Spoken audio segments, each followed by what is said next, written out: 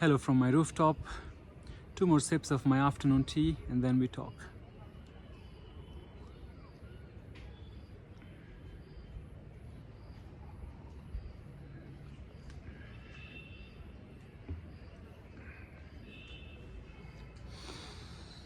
I would like you to really prepare for this video because it might not be easy for you, but we must talk about it. It is very important for us to be honest with ourselves. If not now, then when? When will you be really honest about everything in your life? Today, we're going to pick on one thing, which is religion and spirituality. Why is it that you think you are interested in religion and spirituality? All the mantras that you chant and prayers that you do and meditations that you sit on and the retreats and courses and the gurus, the masters that you follow, the books you read. What's your intention? Why are you really engaged and involved in all this? Let's slow down and really think together, or feel together, intuit together. Is it because life is really hard? Because it doesn't make much sense that you think that religion or spirituality or certain kind of activities, so-called spiritual activities, they will help you make sense of these things? Or are you really interested in truth? There is a burning desire within you that you must know this truth. You must find or discover, realize, awaken to this truth. So that's first thing for you and I to observe and be very, very honest, radically honest with ourselves and ask ourselves, why do I need God? Why do I follow a guru? Why am I believing in certain things written in those books or certain commandments given by those masters? And why do I want to follow them? Do I not have a belief or knowledge of myself as I am as much life as any other being? Then why I must bow down to another human being? Why I must put another human being on a high pedestal and put flowers and garlands on that person? And by worshipping and praising another person, can that person show us the truth? Can one man really show their truth? Can one man really make their experience available to another man? Could Buddha ever do it? Could you ever experience what Buddha experienced? You would never know what Buddha experienced. There are words, there are so many words that Buddha has said, but words are all words.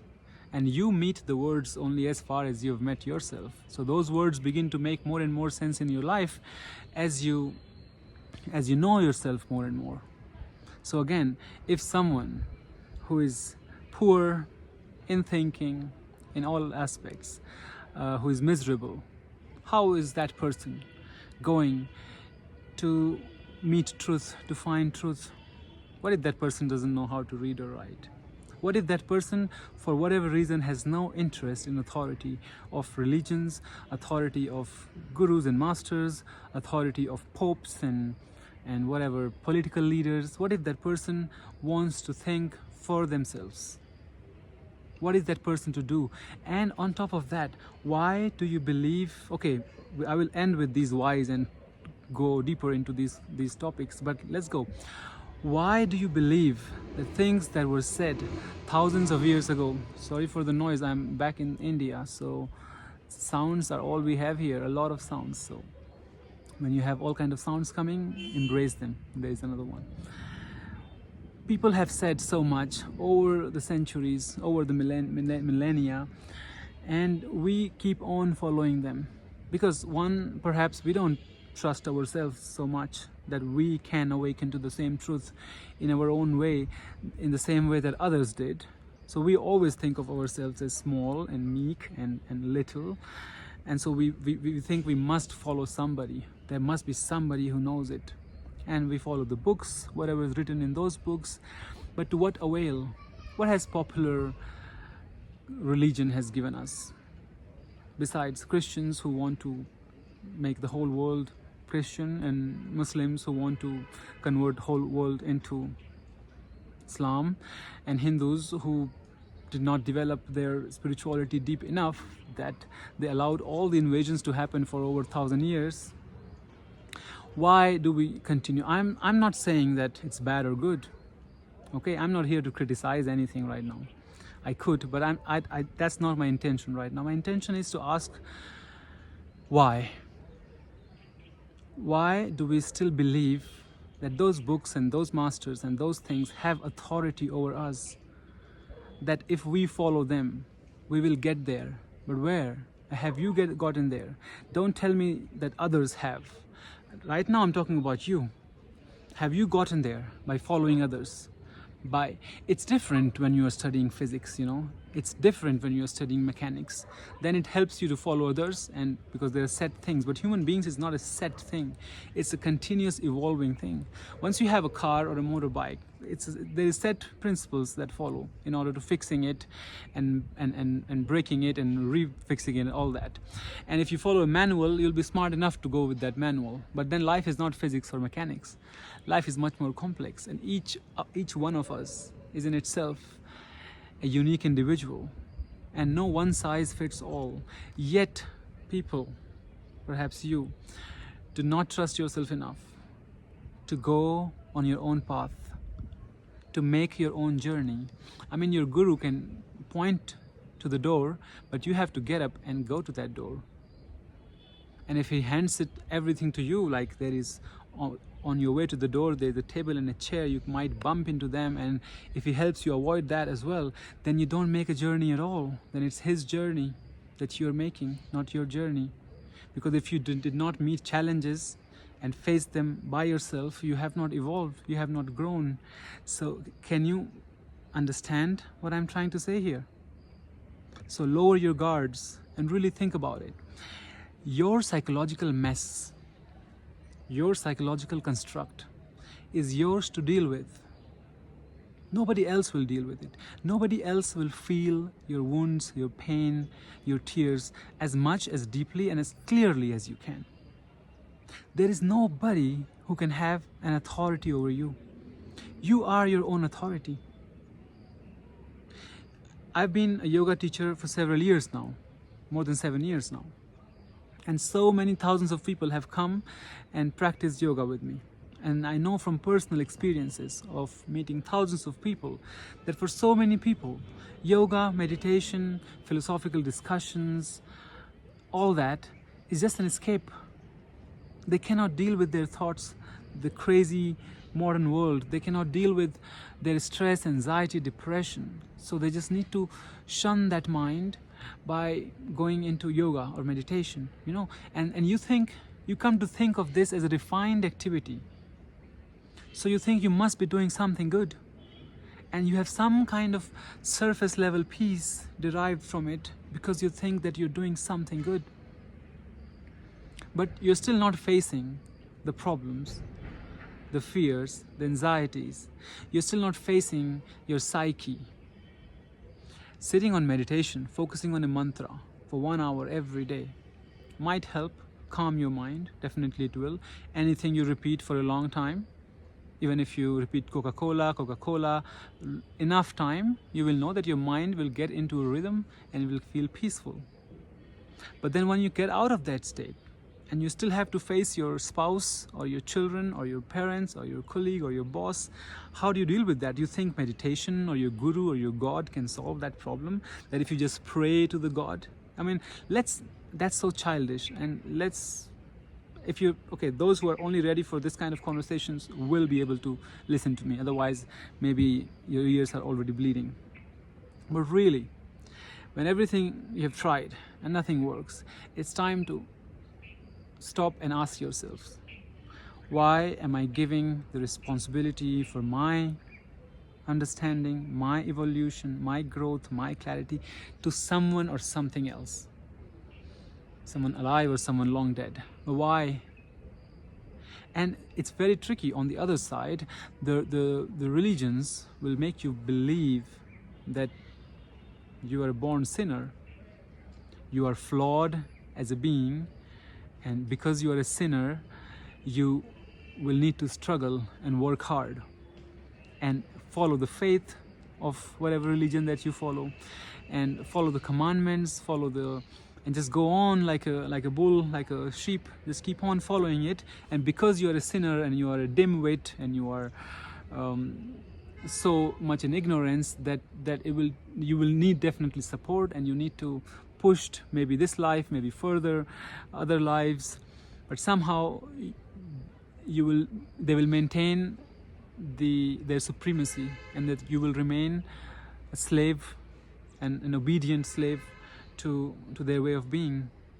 Anything that is organized into a bigger groups, you should start doubting it. You should start doubting the intention of organizing anything into a big group or in a big mass. Okay, let's look at it from another perspective.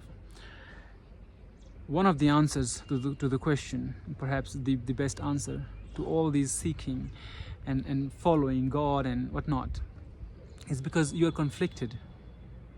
There is conflict within you. What's happening? There is conflict within you that you cannot deal with. And you begin to just focus in the outside world. You never sit with yourself. You never look within yourself and look at your own problems. You find problems in the world. You find flaws in the world instead of looking at yours. Because when you just find flaws in the outside world and try to fix it, you also cannot fix it. Then eventually, if at all, you're forced to look within. When you look within, you find all those flaws within you, all those problems within you. Everything that you found outside, you found within, but you still don't know how to solve it. Now you've created this whole of consciousness into these two aspects, these two parts, the outside part and the inside part, and you have no peace in either of them. You're conflicted in both of them, so you create the third one, the heaven, the abode of God, where if only we get connected to that one, will be ultimate peace, ultimate joy. But these are just speculations. Have you been there? People have told you that there is such thing somewhere there, and you keep on following that all your life, but have you been there? Have you felt that? Is it not just in speculation? And you are made to look like a fool. It is a blasphemy to say anything against it, but you as a human being have a choice to question everything. In the 21st century, you can question everything, and you must question everything in good faith, with good intentions. Not because you have something against them, because you are in favor of yourself. You're really curious. You want to know. There is something from deep within that is rebelling and revolting and saying, none of this is making sense. I want to make sense of this. And they're using their own methods and devices to coerce you into obedience. Do you understand that? But you can pause. You can stand on your rooftop like me and reflect on that. And say, if I have no conflict, then I have no desire for anything else. If I'm completely at peace, there's only being, there's only existing, and whatever is happening. Only when conflicts arise and we're looking for solutions, we're looking for them in this third world that we have created, the world of God. The outside world, the inside world, and the third world, the world of fairies and entities and souls and whatnot. But all of this is just a mere speculation. Okay? If you personally have had a lot of experiences regarding that, it's up to you. But I'm speaking to the ones who are able to understand me from the level from where I'm speaking. So let's make one thing very clear, that there is conflict in us. And we are dividing ourselves into inner conflict, outer conflict, and then there's conflict with God because we're not finding anything there, and we're just thinking, is God there? Is God not there? Was the world created? Was it not created? Should I believe? Should I not believe? But do you believe in the sun? Do you believe in the moon? You don't. You know the sun is there. You know the moon is there. So there is no question of believing. When you know, you know. And so focus on what you know and what you can know. And look at all your conflicts. It's better to look at your conflict and go deep into it intensely, like really with the purpose to resolve this conflict for once and for all, than to sit for a meditation where you're just focusing on your breath for 2 hours a day. you cannot avoid or suppress what is bothering you, what is giving you all this chaos and anxiety, and do something else to numb or distract yourself from that, because sooner or later it will come back to you. Whatever you suppress, it will come up when the right time, right context, right place, right time, right circumstances come for it. That thing will come up. Like a person that you thought you have completely forgotten, and 20 years later you see her or him somewhere, and suddenly all those feelings of 30 years old will all come back to you. So this was just a suppression. And if you're okay with suppression, again, it's up to you. But if you're not okay with suppression, if you really want to resolve all the conflicts for once and for all, then you must look at yourself totally, intensely, without hiding, without being afraid of what happens to your mind, what happens to your feelings, what sensations arise, what kind of dreams come to you. You must totally, intensely deal with yourself. If you are then also doing meditation and other things, and you're very clear that this for me is an exploration, I'm studying right now, I'm learning from everything because I want to study, because that's my intention, to pick from everywhere and see how it makes sense to me, then it's a different thing, it's a good thing. Because now you're not blindly following something or moving your body like this and rotting this whole thing, whatever that you read when you are doing this kind of things. I've seen many religious people all the time rocking themselves back and forth for hours and reading. Okay, again, I don't know, when it looks to me like this, I don't know what you're doing, but you know what you're doing inside.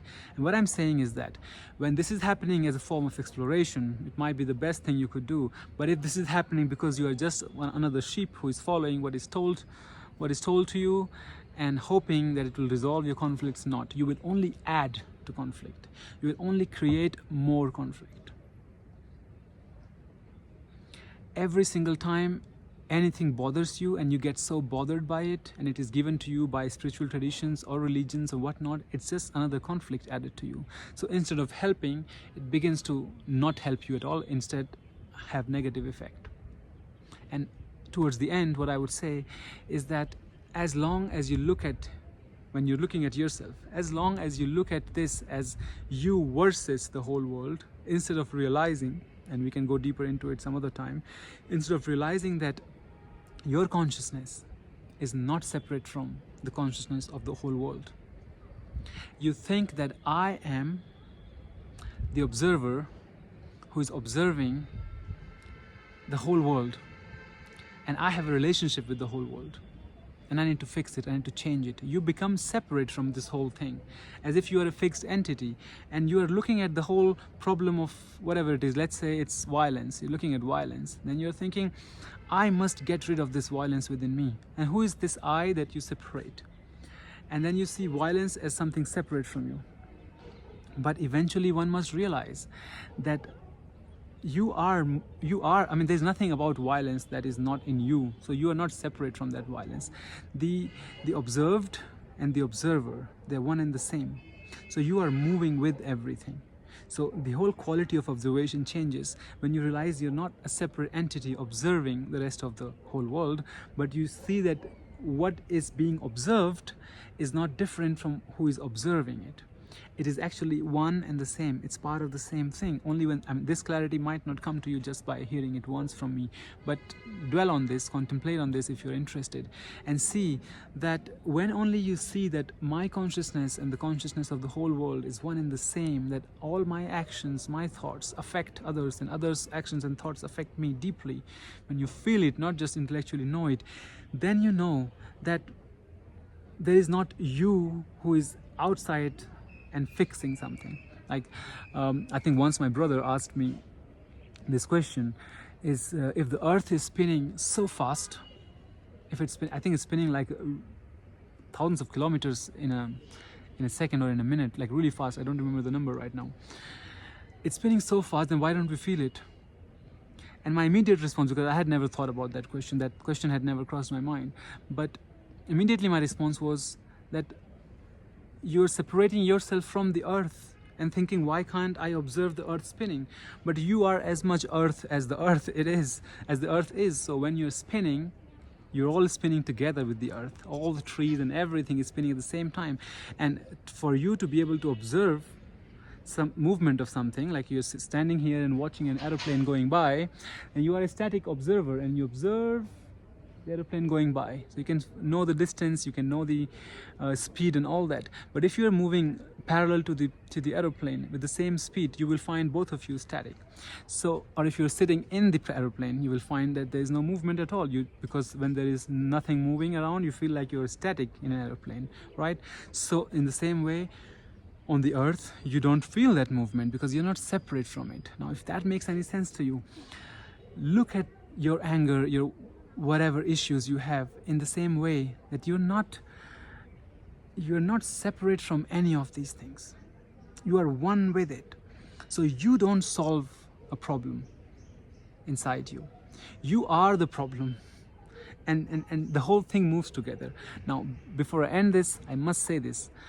If you watched a video that I made, the biggest lesson I've learned in 20 years of seeking and searching, there I've spoken especially to the beginners. To those, I have said that you are a mess. You must first separate this mess and make sense of it. And I've said that there are things that you look at, and there is a seer and the seen, and so make a separation. And I did say in that video that in the later stage, what happens is that you begin to see that they're only one and the same. This is what I'm talking about today, and I can go in details. If it confused you today, I will go in details about it maybe next time or some other time. The point is that once you realize that, okay, I am the witness to whatever happens, you also begin to, because you lose your fear. Eventually there is no fear in life. There is nothing that can happen that can go wrong. Nothing could go wrong. Everything is totally embraced and accepted to you, and whatever happens with a clear understanding, not in the mind, but a clear total understanding. So then you start to see, actually there is no difference between me and what I look at. In fact, only because there is something to be looked at, the one who looks exists. If there is nothing to observe, there is no observer. If there's nothing to be looked at, there's no one looking at it. So the whole world and our senses, they appear together. They appear together in a sense that, I hope I got some clarity, that it's a symbiosis. The organism and its environment, Alan Watts talked about it, I think. The organism and its environment, they are in a symbiosis together. They depend on each other, they coexist, but they're not separate at all. So when you look at your jealousy or your anger issues, you're not separate from that anger. You're not separate from that jealousy. You cannot get rid of jealousy. You are jealousy. And you can understand jealousy. When you totally understand it, it dissolves. And it dissolves not only for you, it dissolves for everybody from your point of view. Because you take care of jealousy as such, not jealousy in you or in me or in your friend. You take care of this once for all. So I don't know from where I started, from where I'm ending it, but I will know from your comments what I did in this video. All right, take care of yourselves, and I will see you again. Today is a clearer day compared to yesterday or the last video, so I'm gonna show you the view again.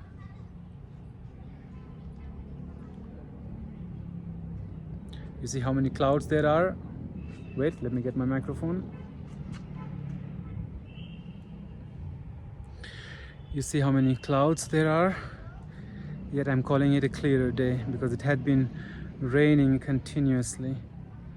But the nature looks just so beautiful, green, with these colorful houses. It just looks amazing. Right. All right then, take care of yourselves. I will see you soon.